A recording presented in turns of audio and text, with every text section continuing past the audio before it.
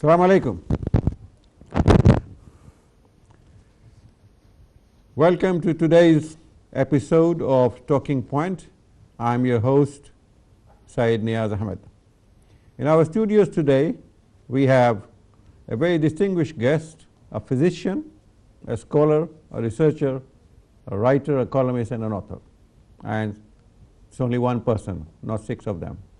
Dr. Firoz Kamal.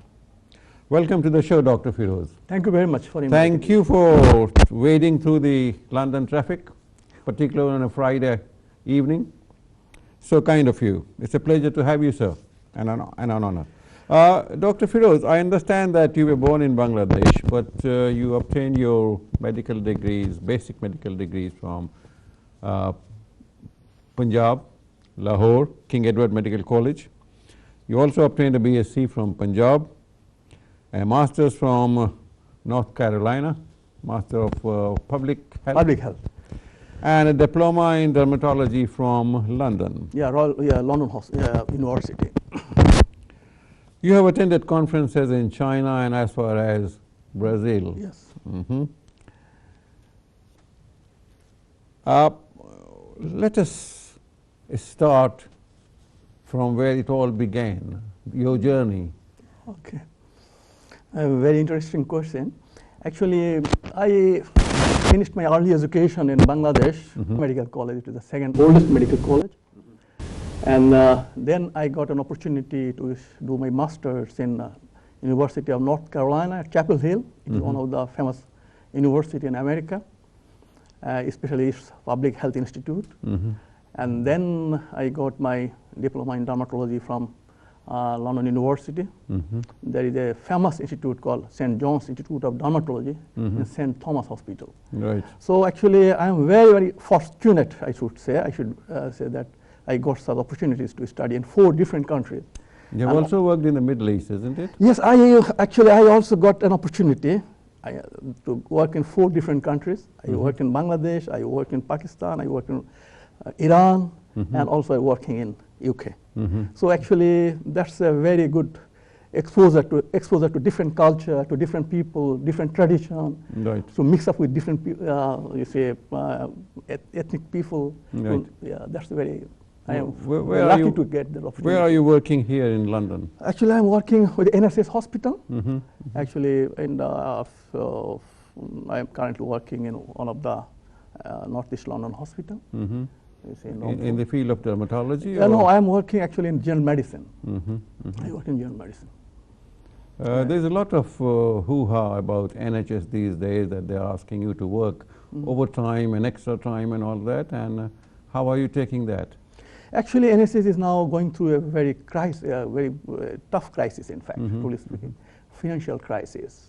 And you see, NHS budget is quite high, and government is you see, finding difficulties to face this financial crisis. In fact, you see, there are not only NHS is not only taking the healthcare. It has to take some social care as well. Right. You see, in this country there are some problems. You see, problem. How long have you been here? Oh, I have been for about 16 years. 16 years. 16 so you understand. Yeah, that's the problem.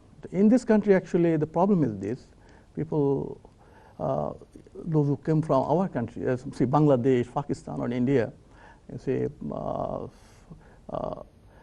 That system is different, quite different. Right. In fact, they're different. Here, the government. But do we have a system? Here, that's a good point. Actually, yeah, that's true. We failed to develop this. Our health system. It's a lack of system. Yeah, but in this country, actually, the problem is this: not only healthcare. Social care is very costly. In our country, almost every house is a nursing home, care home. You can say hospice. Right. I see old people die in their own homes. Yes. But in this country, you see the family, you can say the most old, ancient institution. Yeah. You see in this country, has broken down. Broken down. Yes. So the family cannot take care of the old people. Right. So they have to find out some care home, nursing home, hospice, all these Right. things. And it is very costly. Suppose per day, the cost of a nursing home, care home, residential home is quite high. Yes. So all this burden, you see, now you have destroyed the infrastructure, social infrastructure, Right. family institution, then you see, the burden is quite high to bear all the cost. But isn't it a price of development and materialism? Because everybody is doing something, everybody wants to earn money, everybody wants to enjoy his life, and it's my body, my life, and my affairs, my friends, rather than my parents, my grandparents, you see.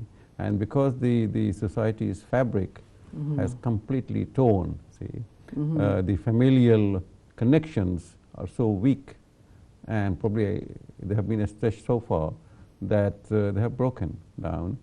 And it's very difficult to, family means me, my wife, and my children.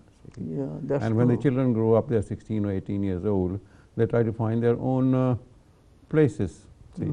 And that is perhaps. But back home also, I think, unfortunately, the same malaise, the same disease it has crept into our society. Yeah. And we have old people's home in Dhaka and around Dhaka, which is unfortunate. But I agree with you that we still have that every house is a hospice and is a care center, because we have inherited these social values that we do take care of our parents and our grandparents. Alhamdulillah, alhamdulillah.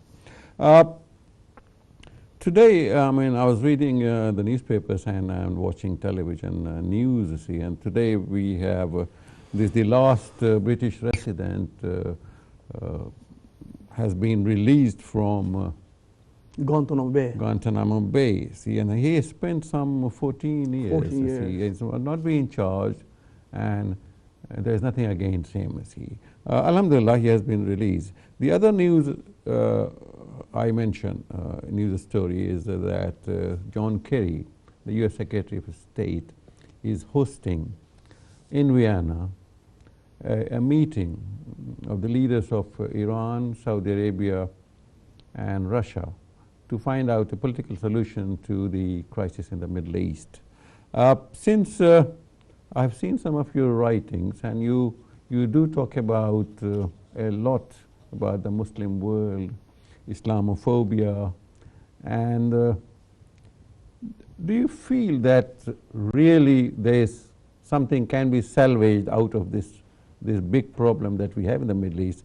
This meeting in very funny that this meeting is being held in the Imperial Hotel in Vienna. The name itself suggests a lot, see.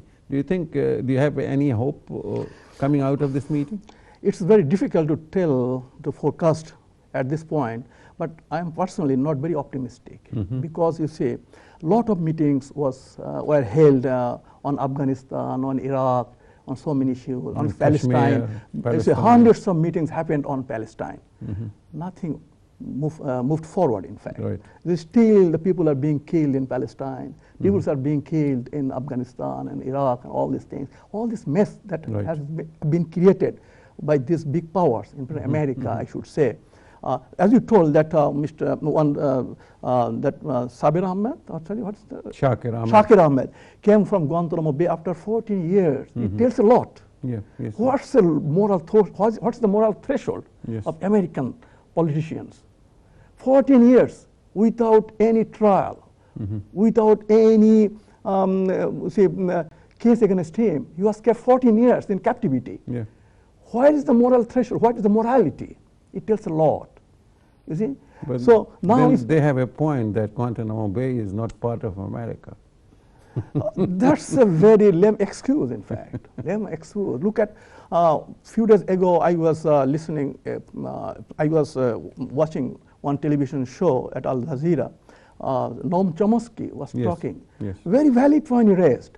He was raised that America has won 9/11. Yeah. But America has presented so many 9/11s to so many countries. Suppose look at Chile, when Allende was toppled and thousands of people are killed. So these people had so many 9/11s. I look at Afghanistan, Iraq, what is happening? Almost every day is 9/11.